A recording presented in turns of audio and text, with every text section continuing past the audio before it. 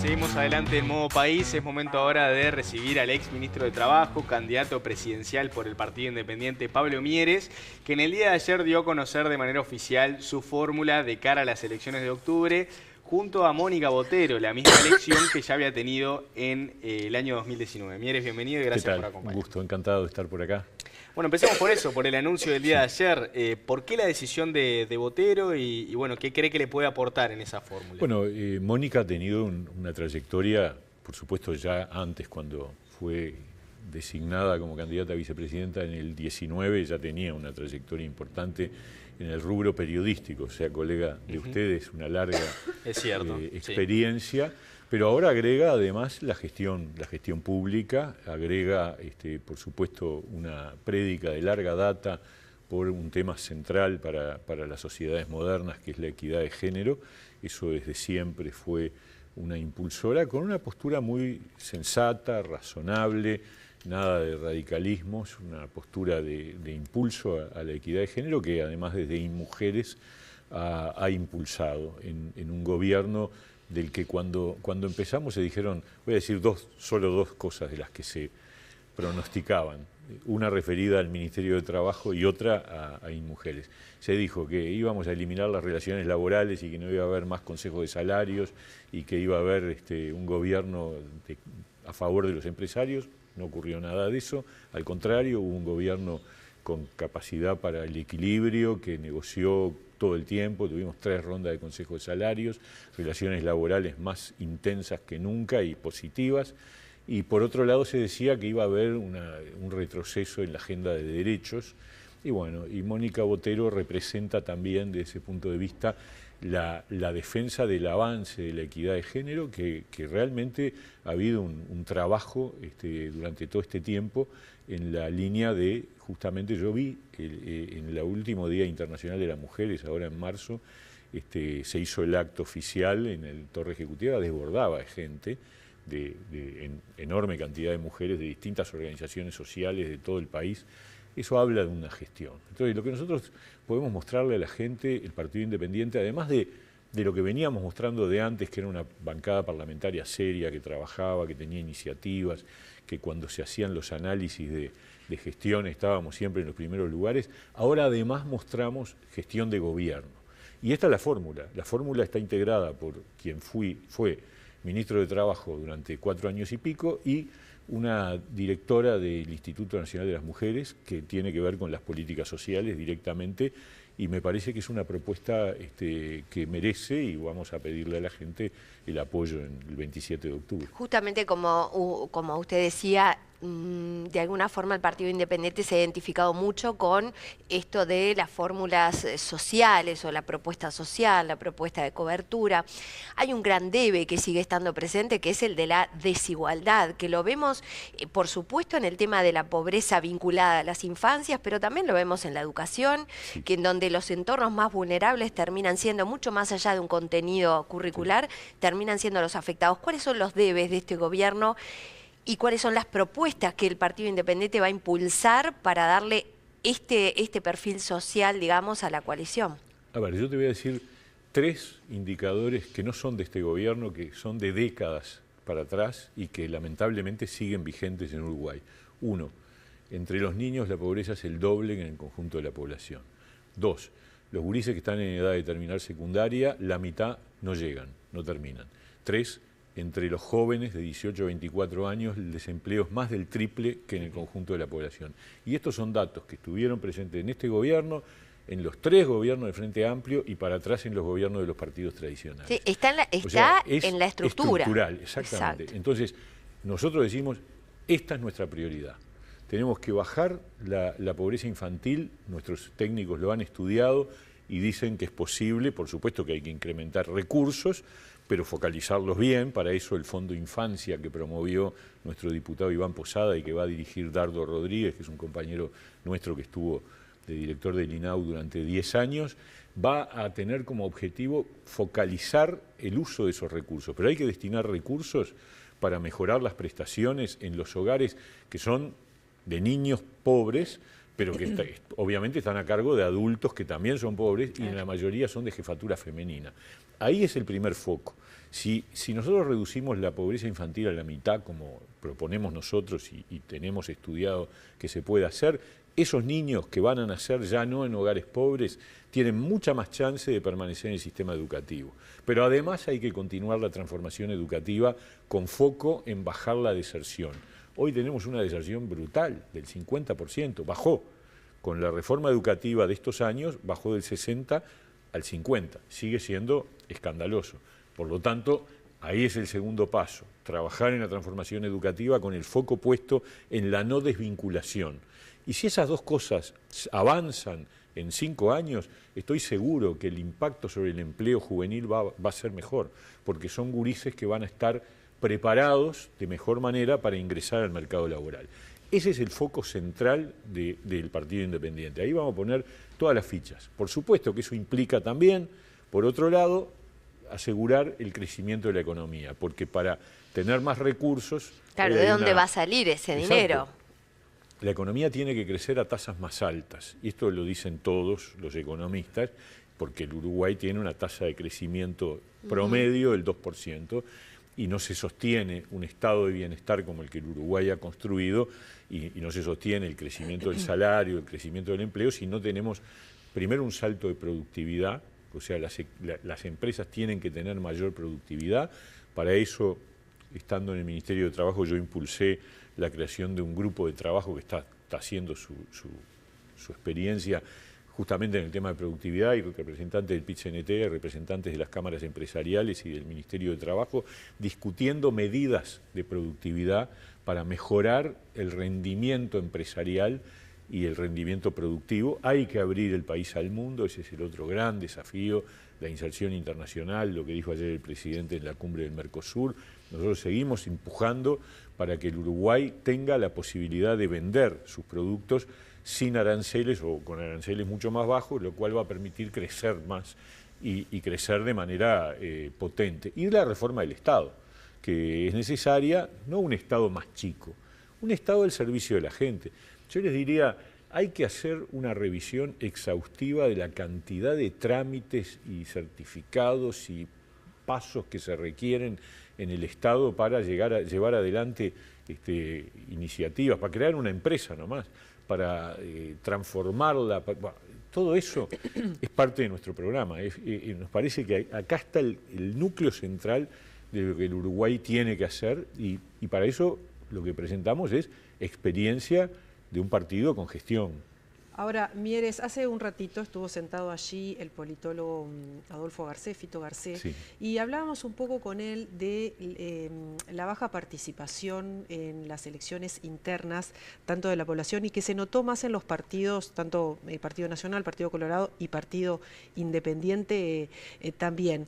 Y le preguntábamos por qué. Él lo que decía era un poco que, bueno, que los temas de los que se habla son los que les interesa a la población en general, pero hablaba también un poco de los políticos en sí.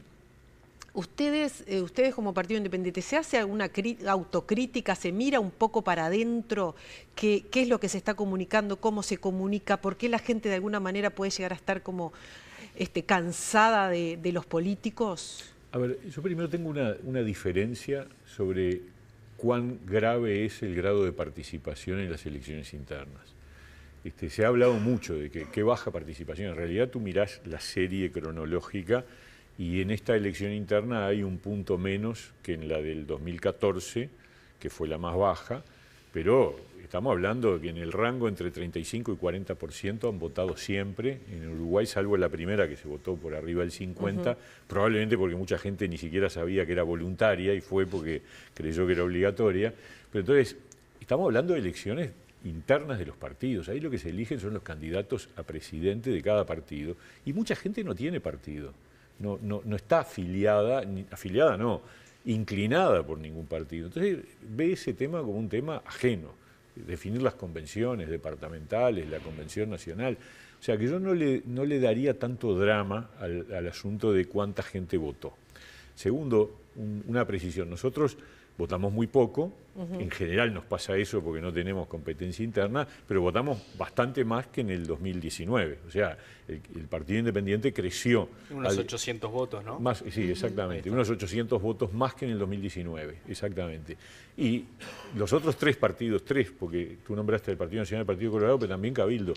Los tres votaron bastante menos que en el 2019. Bueno, nosotros en ese sentido no arrancamos mal, arrancamos con una mejor perspectiva, pero también hay que decirlo, hay características que tiene cada partido que hacen que haya ocurrido esa situación. Ahora, en el Frente la competencia era mucho más peleada, en el Partido Nacional estaba bastante definida. Esas cosas alientan o desalientan el voto. Cuando vos ves que la cosa está definida, hay menos aliento al voto. De todas formas, Vir le preguntaba sobre esto de los liderazgos, ¿no? Entonces, por ahí, ¿qué es lo que ustedes piensan en cuanto a los liderazgos?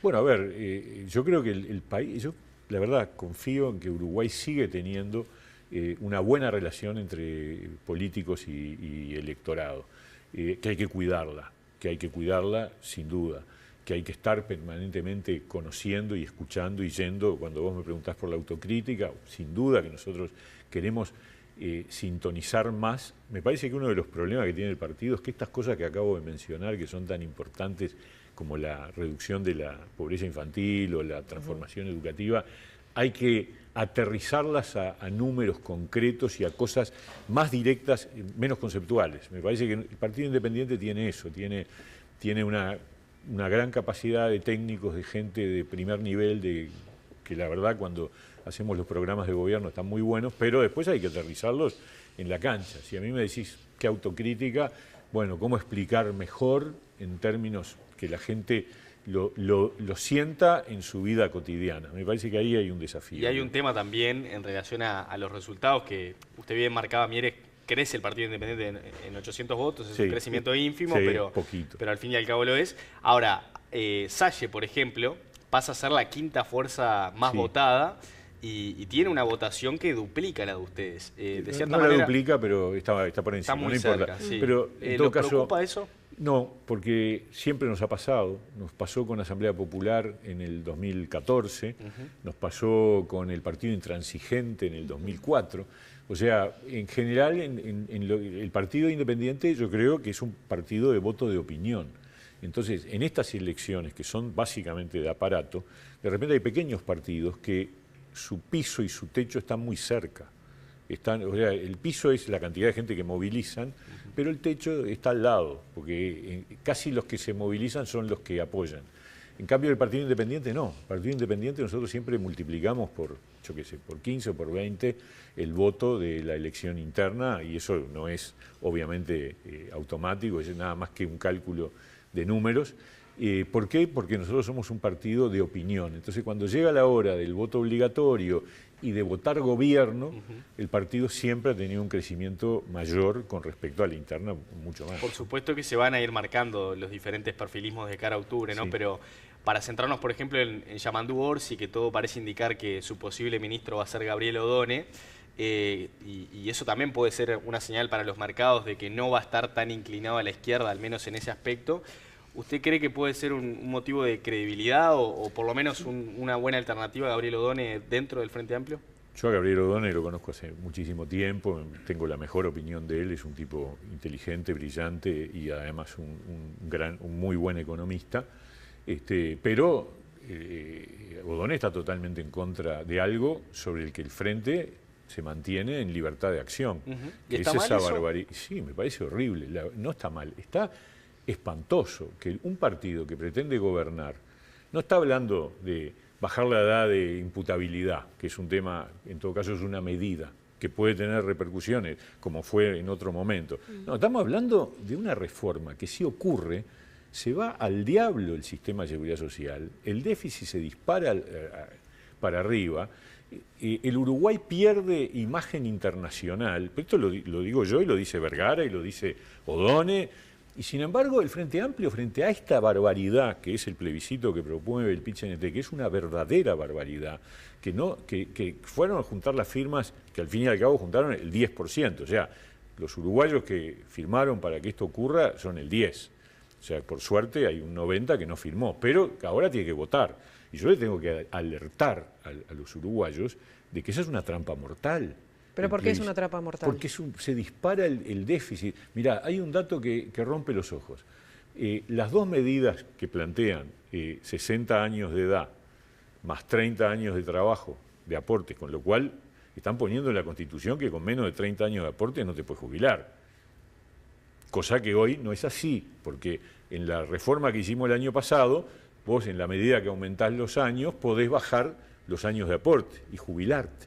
Y cosa que no se ha dicho, pero que es real. Bueno, pero poner en la Constitución la edad de retiro es una barbaridad, es un verdadero disparate. No existe ninguna Constitución del mundo que tenga la edad de retiro en la Constitución. ¿Por qué? Porque es una variable que se mueve, porque depende de la demografía, porque a cada rato en cualquier país que tiene las características demográficas del Uruguay hay que estar viendo, y bueno, y es razonable pensar en edades más extensas. Sí, que hay otras herramientas donde colocarlo. Exacto, y subir las jubilaciones mínimas al nivel del salario mínimo nacional, que parece muy lindo, ojalá pudiéramos. De hecho, la ley del año pasado lo que hace es garantizar que las jubilaciones más bajas van a ir creciendo, pero van a ir creciendo razonablemente con el transcurrir del tiempo.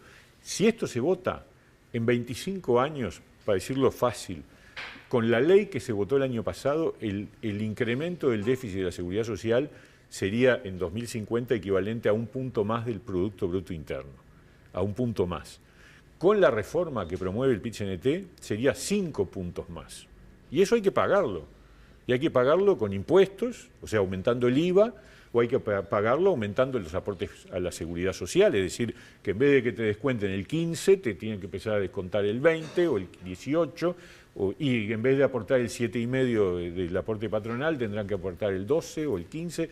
Algunos cálculos dicen del BPS, no míos, de técnicos del BPS, que tendría que triplicar el aporte patronal, con lo cual sería una catástrofe. Sí, se habla también de aumento del IVA, ¿verdad? Muy importante, exacto, muy relevante. Pero además está la tercera medida, que es eliminar las AFAP. Sí. Esa es la que genera de alguna forma también, y acá es importante escuchar su argumento, las AFAPs generan cierta disconformidad en gran parte de la población porque da la sensación de que se está lucrando, que hay empresas lucrando, o por lo menos ese es el dato, ¿no?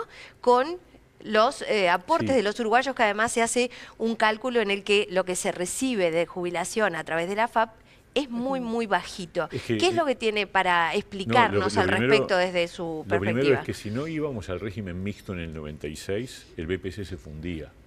Esa era la razón del régimen mixto. O sea, que pudiera haber... ese fue el origen. Sí, en el año 96 la situación era grave, como era grave el año pasado otra vez, pero gracias al régimen mixto había estado más o menos controlado. ¿Por qué? Porque te permite que una parte de los ahorros que los aportes que vos generás a la jubilación se coloca en una cuenta personal que va generando colocaciones y hay, llamémosle lucro, porque el administrador de esos fondos te cobra por administrarlos, pero a su vez esos fondos, en vez de estar directamente, se pagan las jubilaciones del momento, que es lo que ocurre con el régimen. Si no es una bolsa donde de ahí se va poniendo y sacando, sino que además se hace trabajar el dinero. Es una reserva que va aumentando. Que se ha invertido en el país también, ¿no? Porque se ha invertido en obras. Claro, y que además permite que el Uruguay tenga un capital. Bueno, hoy hay 24.000 millones de dólares metidos en AFAPs. Y eso de golpe te lo sacan sin preguntarte si estás de acuerdo o no. Porque cuando pasó el problema de los cincuentones, a los cincuentones se les dijo, vengan a asesorarse y ustedes deciden si vuelven al régimen de solidaridad o mantienen el AFAP. Y cada uno decidió, porque tu cuenta es tuya, es plata tuya, es plata que tú pusiste mes a mes en de tu trabajo para tener un fondo adicional el día que te jubiles.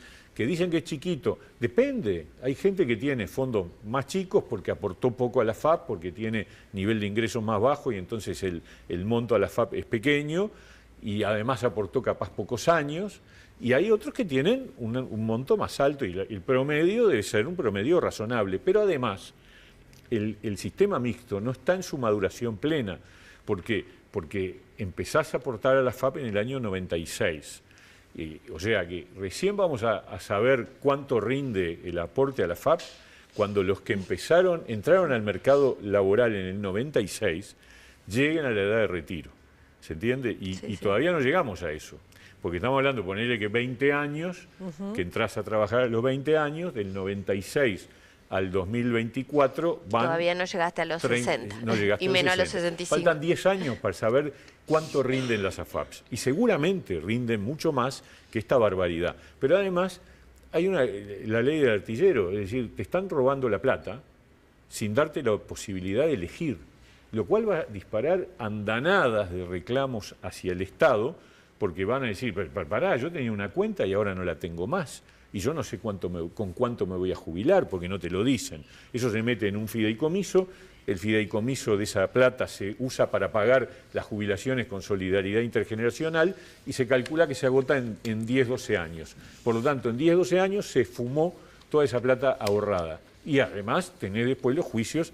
O sea, para decirlo más fácil, el camino del plebiscito es el camino que Argentina siguió en la época del gobierno de Cristina Kirchner y llevó al sistema previsional argentino a la catástrofe. ¿Es mejorable el quiero nuestro, eso. de todas Sí, por formas, supuesto, más allá de eso? Siempre es mejorable. Nosotros votamos una ley el año pasado. Nadie dice que sea la perfección, pero volviendo al punto de partida, por más que Orsi, yo sé que no firmó. Usted hace referencia al acuerdo en el que llamó a todos los candidatos presidenciales, bueno, a votar en contra de eso, ¿no? Yo creo que hay que hacer campaña con esto a muerte porque nos va la vida como país. Porque, ¿sabés qué? El grado inversor, la capacidad de endeudamiento del Uruguay a tasas razonables, la imagen del Uruguay se hace añicos con el plebiscito. Entonces hay que salir fuerte. Entonces yo no entiendo cómo el Frente Amplio, que aspira a gobernar, que pretende ganar las elecciones, dice libertad de acción, se lava las manos.